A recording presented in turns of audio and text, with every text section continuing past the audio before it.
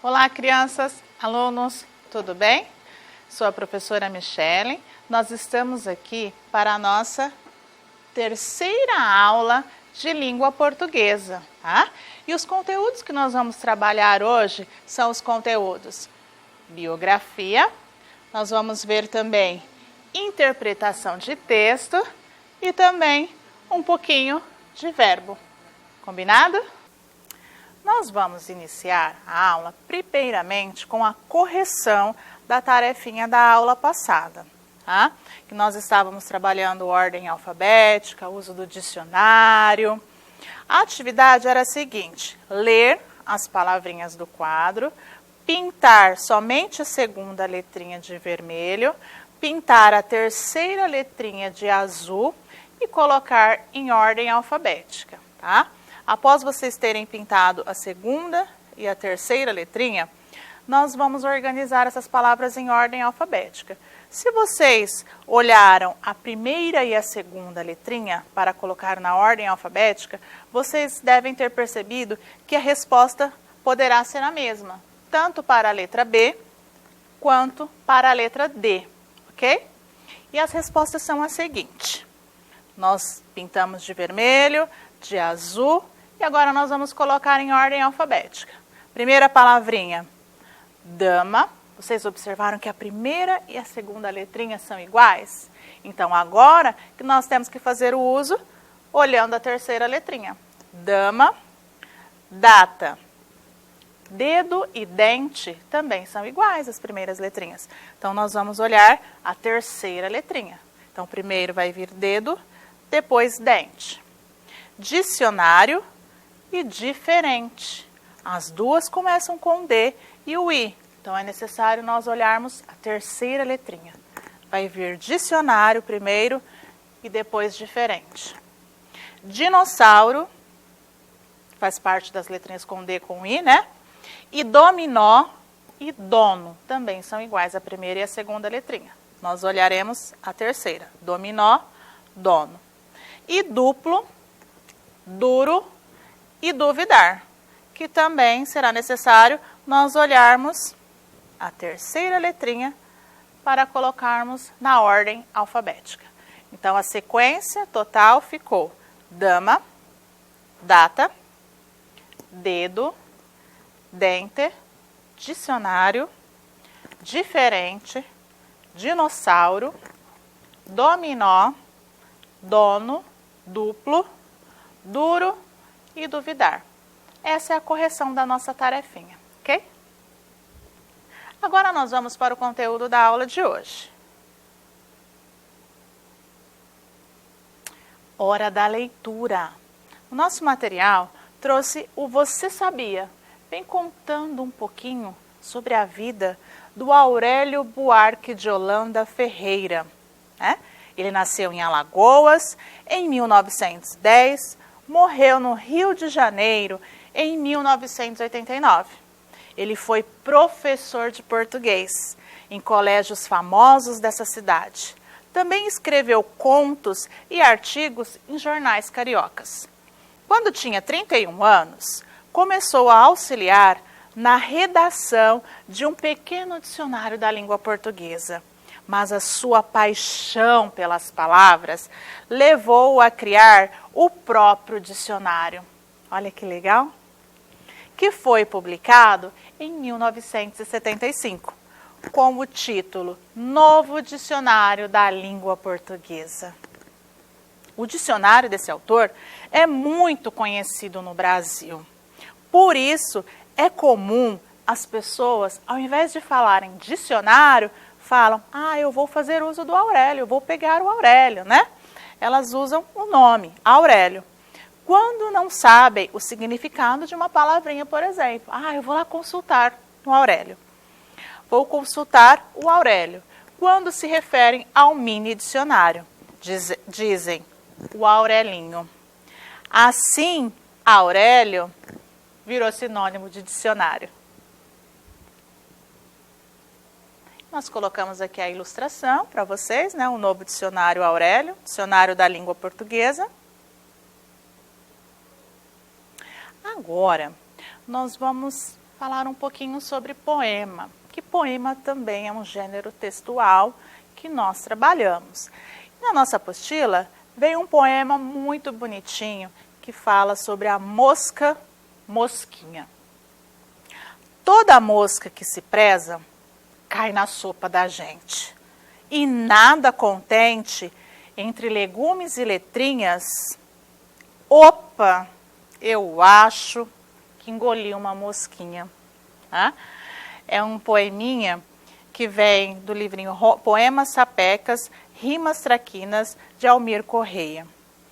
E ainda falando sobre esse mundo das palavrinhas, né? Sobre o uso do dicionário, imagine que você procura no dicionário as palavras que estão destacadas nesse poema. Escreva-as do modo como elas aparecem em cada verbete.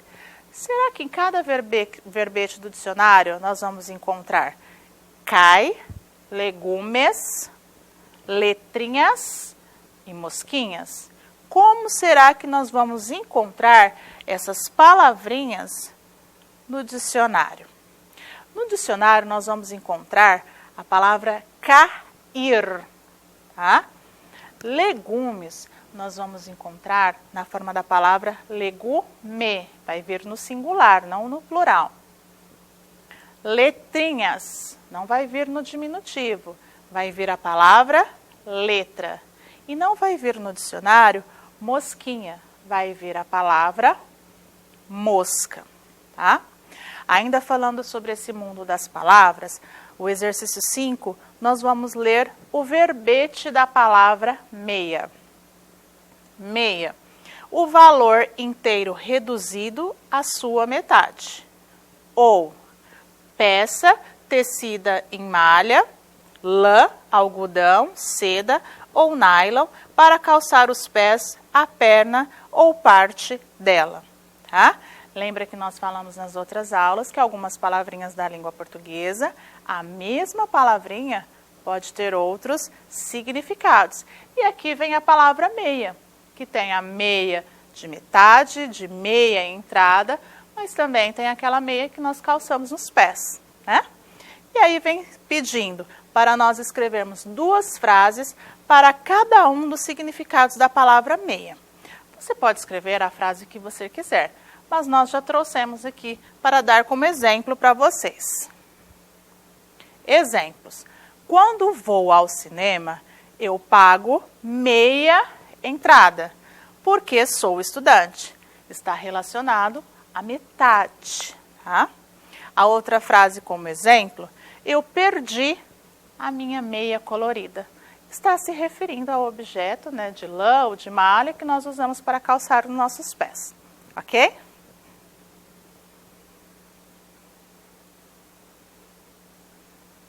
Agora é a hora da leitura.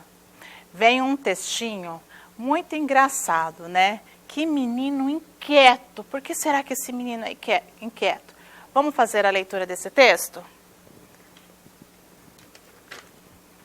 O título é Menino. Menino, vem para dentro. Olha o sereno. Vai lavar essa mão. Já escovou os dentes? Toma a bênção do seu pai. Já para a cama. Onde é que aprendeu isso, menino? Coisa mais feia. Toma modos. Hoje você fica sem sobremesa. Onde é que você estava? Agora chega, menino. Tenha santa paciência. De quem você gosta mais? Do papai ou da mamãe? Isso, assim que eu gosto. Menino educado, obediente. Está vendo? É só a gente falar. Desce daí, menino. Me prega cada susto. Para com isso. Joga isso fora. Uma boa surra dava jeito nisso. O que é que você andou arranjando? Quem te ensinou esses modos? Passe para dentro. Isso não é gente para ficar andando com você. Avise seu pai que o jantar está na mesa. Você prometeu, tem que cumprir. O que é que vai ser quando crescer? Não, chega. Você já repetiu 2 vezes. Por que você está quieto aí? Alguma você está tramando. Não ande descalço, já disse. Vai calçar o sapato? Já tomou o remédio? Tem de comer tudo. Você acaba virando um palito. Quantas vezes eu já te disse para não mexer aqui? Esse barulho, menino, o seu pai está dormindo. Pare com essa correria dentro de casa. Vai brincar lá fora. Você vai acabar caindo daí. Pede licença ao seu pai primeiro. Isso é maneira de responder à sua irmã? Se não fizer, fica de castigo. Segura o garfo direito. Põe a camisa para dentro da calça. Fica perguntando tudo você quer saber? Isso é conversa de gente grande. Depois eu te dou. Depois eu deixo. Depois eu te levo. Depois eu te conto. Depois. Agora deixa o seu pai descansar. Ele está cansado. Trabalhou o dia todo. Você precisa ser muito bonzinho com ele, meu filho. Ele gosta tanto de você. Tudo que ele faz é para o seu bem. Olha aí. Vestiu essa roupa agora mesmo. Já está toda suja. Fez seus deveres? Você vai chegar atrasado. Chora não, filhinho. Mamãe está aqui com você. Nosso Senhor não vai deixar doer mais. Quando você for grande, você também vai poder. Já disse que não, e não, e não. Ah, é assim? Pois você vai ver só quando seu pai chegar. Não fale de boca cheia, junta a comida toda no meio do prato. Por causa disso, é preciso gritar? Seja homem! Você ainda é muito pequeno para saber essas coisas. Mamãe tem muito orgulho de você. Cale essa boca. Ai, você precisa cortar o cabelo. Sorvete não pode, você está resfriado. Não sei como você tem coragem de fazer assim com a sua mãe. Se você comer agora, depois não janta. Assim você se machuca. Deixa de fita, um menino desse tamanho, o que é que os outros vão dizer? Você queria que fizesse o mesmo com você? Continua assim que eu te dou umas palmadas. Pensa que a gente tem dinheiro para jogar fora? Toma juízo, menino. Ganhou agora mesmo e já acabou de quebrar. Que é que você vai querer no dia de seus anos? Agora não, que eu tenho que fazer. Não fica triste, não. Depois a mamãe te dá outro. Você teve saudades de mim? Vou contar só mais uma, que está na hora de dormir. Agora, dorme, filhinho. Dá um beijo aqui. Papai do céu te abençoe. Este menino, meu Deus. Quem já não ouviu algumas dessas frases, né? Que mãe fala, às vezes a avó, às vezes até o mesmo pai, mas nós já ouvimos essas frases, não é? São frases de mãe, tá? E dentro desse texto, nós vamos trabalhar um pouquinho sobre o verbo imperativo. O verbo imperativo, ele significa uma ordem, né? Mandar fazer algo, né? Uma ordem. Quando a mamãe fala que segura o garfo direito, vá dormir, menino, né? Nós vamos trabalhar dentro desse textinho o significado do verbo imperativo.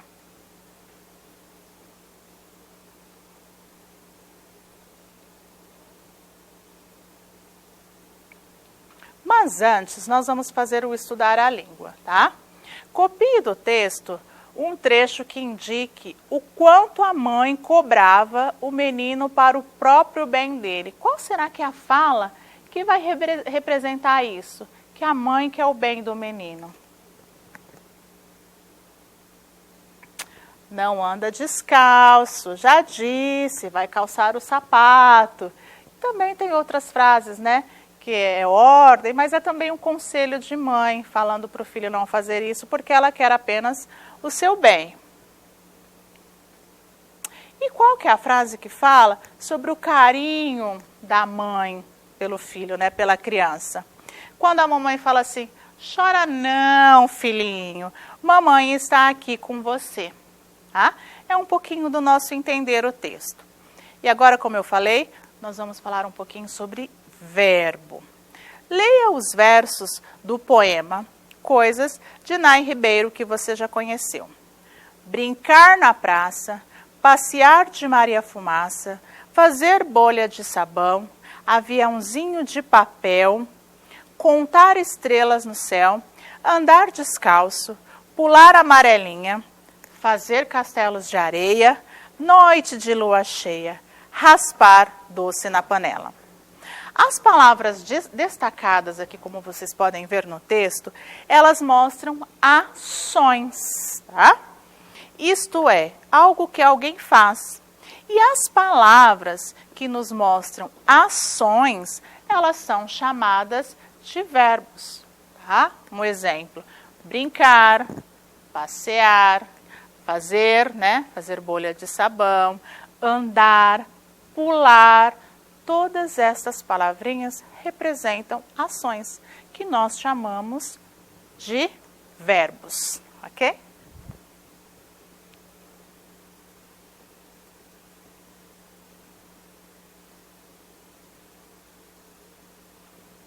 Vocês entenderam? Agora nós vamos para a tarefa. A tarefa é realizar o exercício 3 da página 39. Tá? Somente o exercício 3, porque ele está falando sobre os verbos imperativos que nós falamos aqui. São os verbos que representam uma ordem, tá? Feche a porta, por favor. Vocês vão pintar a palavrinha que é um verbo no imperativo. B, faça um carinho na mamãe. C, após as refeições, escove os dentes. D, garota, não mexa na minha mochila. Essa é a tarefinha da aula de hoje. Espero que vocês tenham gostado. Obrigada. Olá, crianças! Tudo bem com vocês? Vocês devem estar se perguntando por que a professora está vestida desse jeito, não é? Sabe por quê? Porque agora é um momento mágico. Mas que momento é esse? É a hora da história. E sabe que história que eu trouxe para vocês hoje? Vamos ver?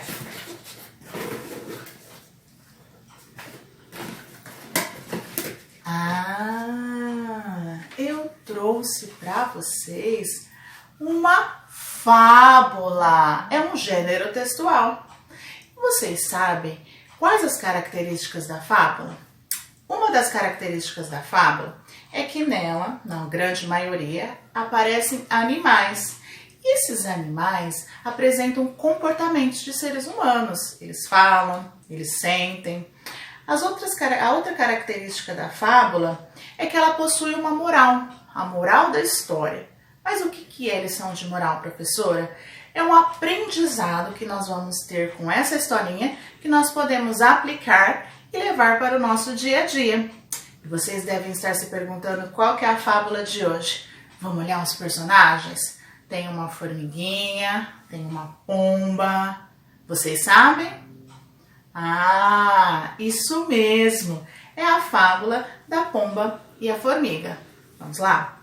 Era uma vez uma formiguinha que estava passeando toda contente, toda distraída no seu belo bosque, quando ela sentiu muita sede, avistou um riacho e parou para beber água neste riacho. E ela estava lá bebendo água, quando toda distraída, ela caiu no riacho e começou a pedir por socorro. Socorro! Socorro! Alguém me ajude! Estou me afogando! E por sua sorte, passava por ali uma pombinha. A pombinha avistou que a formiguinha estava em perigo e ela rapidamente pegou uma folhinha da árvore e jogou para a formiguinha. A formiguinha subiu na folhinha e conseguiu se salvar. A formiguinha ficou tão contente, tão agradecida com a pomba, e ela agradeceu. Olha, dona Pomba, muito obrigada por você ter me salvado. Se não fosse por você, eu com certeza teria me afogado. Mas a pomba falou assim: de nada, dona Formiga. Eu fiz um ato de bondade, né? E pode ser que um dia também você tenha a oportunidade de me ajudar. Elas continuaram lá nos seus dias, passeando, a pomba voando pelos ares, né? Quando certo dia ela estava lá voando, toda alegre, contente, sabe quem apareceu? Isto mesmo, um caçador. E esse caçador avistou aquela pomba e ele mirou para a pomba e iria atirar. Nossa! Ah, mas sabe quem estava passeando por ali e avistou que o caçador iria atirar na pomba? Olha quem? Isso mesmo, a formiguinha. Então a formiguinha não pensou duas vezes e rapidamente ela foi lá e picou o pé do caçador, que levou um susto, nossa, e deixou a sua arma cair. E desse jeito, a formiga salvou a pomba. A pomba não tinha visto que estava na mira do caçador. Rapidamente, ela saiu dali e foi voar para outro lugar. E essa pomba ficou também muito, mas muito agradecida. E foi lá falar com a formiguinha. Olá, dona Formiguinha, eu estou muito agradecida por você ter salvo a minha vida. Se não fosse por você, com certeza o caçador iria atirar em mim. A formiga respondeu para ela: tudo bem, dona Pomba, eu só retribuí a bondade que você me fez outro dia, né? Não é verdade? E a vida é assim, a bondade que a gente faz hoje, a gente pode colher amanhã. E as duas se tornaram grandes amigas, não é verdade?